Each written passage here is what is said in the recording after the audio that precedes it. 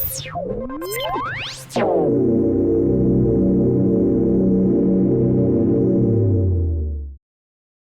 is your weekly report on corruption in the Philippine government.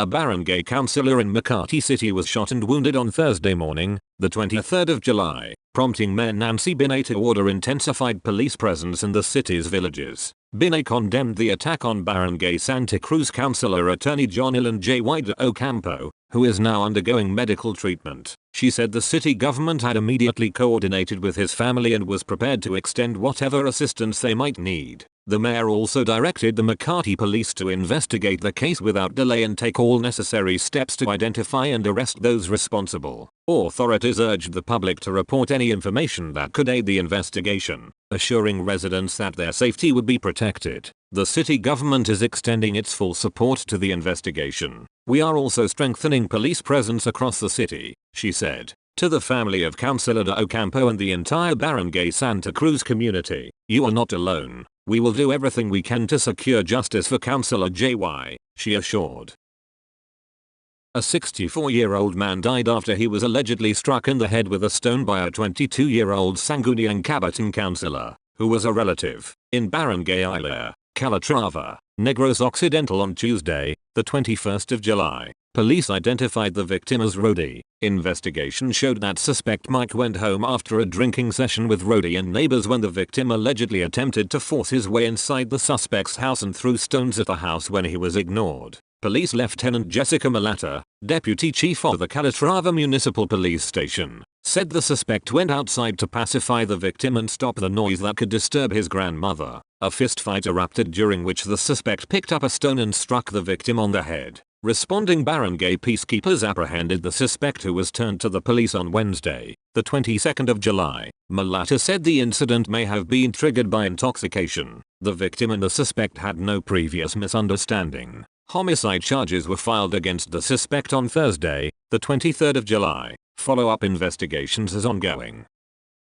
A 25-year-old Sangguniang Kabataan councillor in Sibonga, Cebu is facing a direct assault complaint after she allegedly punched their barangay captain while the latter was mediating a family dispute inside the barangay hall on Thursday, the 23rd of July. Police Captain Michael G. Calorian, Chief of Sibonga Municipal Police Station, said police were completing the necessary case documents on Friday, the 24th of July, before filing the complaint against the councillor, who was arrested several hours after the incident. According to the police report, the incident happened at around 1:30 p.m. inside the barangay hall of Barangay Dugon, where the barangay captain was conducting a mediation between the SK councillor's mother and her brother-in-law over a family conflict. Calorian said the dispute stemmed from the brother-in-law's stay at the family's residence, with the SK councillor's mother insisting that he leave the house. According to the police official, the SK councillor entered the barangay hall after her mother asked that she be allowed inside because she had a message for her. However, the barangay captain reportedly told the councillor to leave since she was not among the parties involved in the mediation. Police said the councillor then confronted her brother-in-law,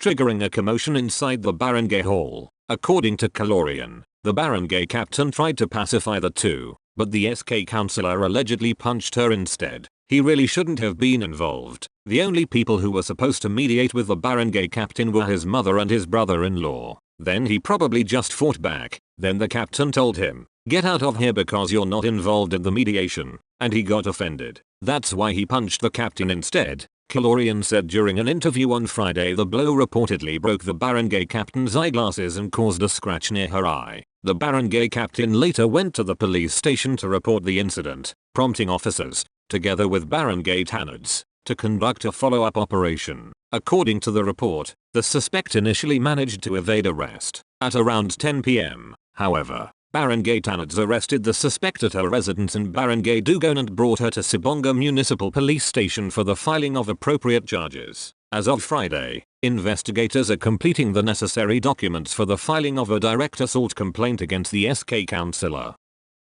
The Office of the Ombudsman has charged La Swag-Ilonggo Party List Representative James Jojo Ang Jr. with 14 counts of graft before the Sandigan Bayan for allegedly retaining an interest in a construction firm that secured 214 million pesos in Department of Public Works and Highways contracts while he was in Congress. While sitting in Congress, Representative Ang holds a stake in a construction firm that won 214 million pesos in DPWH contracts and was paid nearly 199 million pesos for them. Assistant Ombudsman Jose Dominic Mico Clavano IV told reporters covering OMB on Saturday, the 25th of July. According to the OMB, the Constitution bars members of Congress from holding any financial interest in government contracts while serving their terms. Conflicts of interest is not a gray area. It does not require proof that a deal was rigged or that cash changed hands, only that a public official profited, or stood to profit, from a government contract while in office, said Clavano.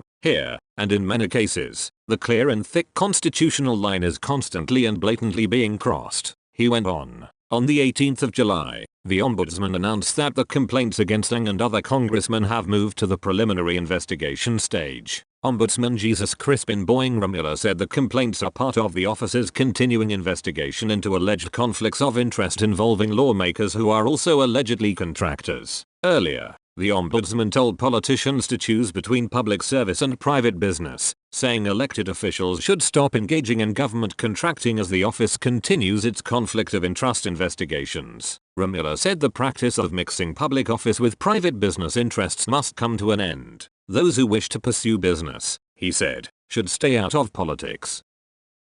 The Police Regional Office Negros Island Region confirmed on Thursday, the 23rd of July, that criminal and administrative complaints were formally filed before the Office of the Ombudsman on Monday, the 20th of July, against Negros Occidental 3rd District Board member Andrew Montalbano following a recent E7 raid. The complaints stemmed from the joint operation led by the Regional Special Operations Group against a most wanted person in Barangay Alicante, EB Magalona, Negros Occidental, which led to the discovery of an alleged illegal online sabong cockfighting operation in a 5-hectare property on the 8th of July. Police Lieutenant Colonel Joe Malong, PRONIR spokesperson, refrained from discussing specific details, evidence, and allegations contained in the complaints, as these are now under the jurisdiction of the Office of the Ombudsman and remain subject to its evaluation. In a statement, Police Brigadier General Romano Cardano, PRONIR Director, emphasized that the filing and receipt of these complaints are part of the legal process and should not be construed as a determination of guilt. He added that they respect the independence of the Office of the Ombudsman in the disposition of the complaints, and believes that any further disclosure may unduly affect the proceedings and, as such, will defer to the proper legal process. Montalbano was tagged by authorities as a person of interest after he was reportedly found in the vicinity of an alleged multi-million illegal online sabong operation.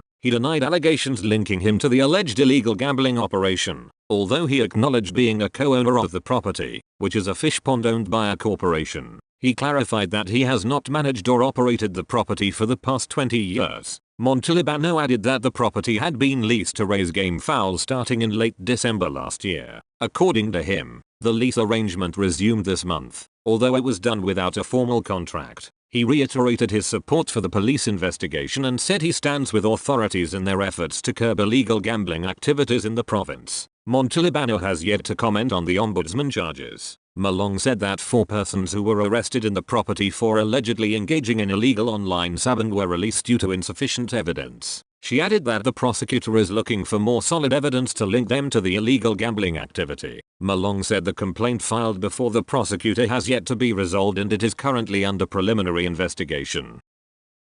The Metropolitan Manila Development Authority sacked yesterday an MMDA traffic enforcer for counterflowing on the EDSA busway last week. MMDA General Manager Nicholas Tor III said the motorcycle riding Jeffrey Tablan, 52, was recorded on video counterflowing on the EDSA bus lane on the 16th of July. Tablan, who has been with the MMDA for 22 years, said he was rushing home after receiving a call from his wife that their 10-year-old child with Down syndrome was having difficulty breathing. "We have an internal policy that our members are not allowed to pass through the busway," Vic Nunez, Director for Traffic Discipline Office, said. MMDA officials who flagged Tablan also said he was driving under the influence of alcohol. He did not notice that he was going toward a bus, Nunez said. "What he did was very dangerous. It may have cost him his life." Tablan admitted that he had taken alcohol before driving the motorcycle, but that he was not drunk. He apologized for his action. "This is definitely a dismissal from the service. He can appeal if he thinks the penalty is too harsh,"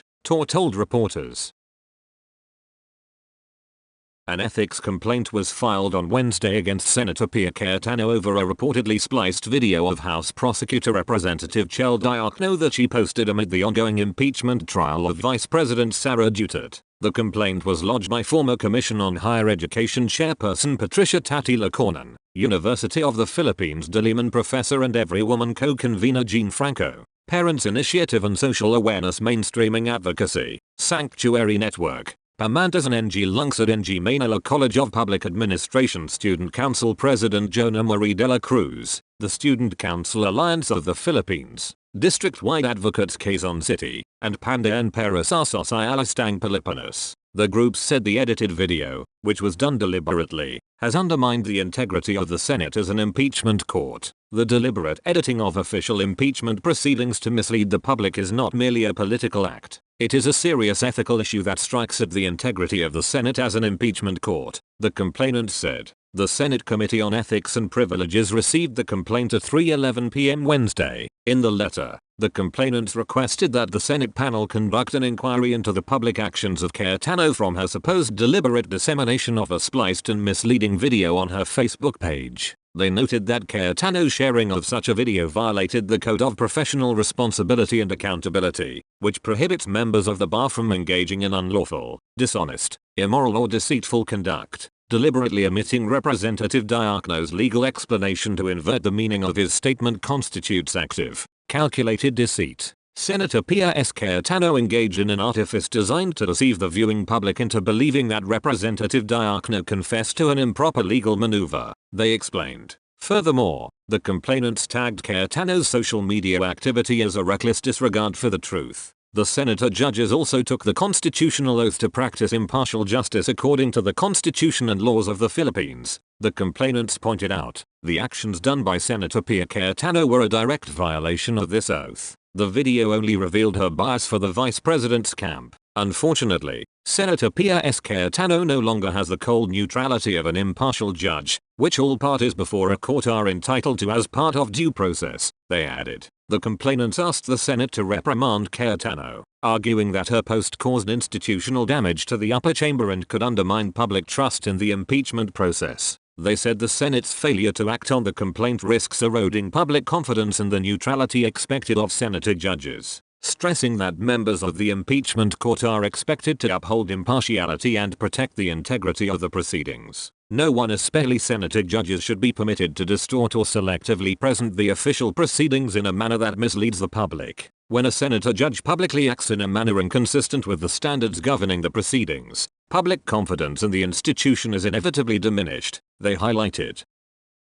The Sandigan on Monday issued an arrest warrant against Aswag Ilonggo Party List Rep Jojo Ang and former Sultan Kudarat Rep Arnulfo Go as well as his two co-accused. The Anti-Graft Court 3rd Division said they found probable cause for the arrest of Ang and Go, along with the latter's co-accused Alan Gayo Sabayani and Mario Abasolo Labrador. According to the Sandigan, state prosecutors indicted Ang for violation of Section 3H of Republic Act 3019 or the Anti-Graft and Corrupt Practices Act. Previously, Assistant Ombudsman Miko Clavano said state prosecutors filed 14 counts of graft before the Sandigan against Ang. Clavano said while sitting in Congress, Ang allegedly holds a stake in a construction firm that won 214 million pesos in public works contracts, and was purportedly paid nearly 199 million pesos for them. Meanwhile, Ang was also among those named by jailed private contractor Pacifico Curly Descair as one of those in his payoff ledger, allegedly soliciting money from them after they won in a government project bid. Ang previously denied this.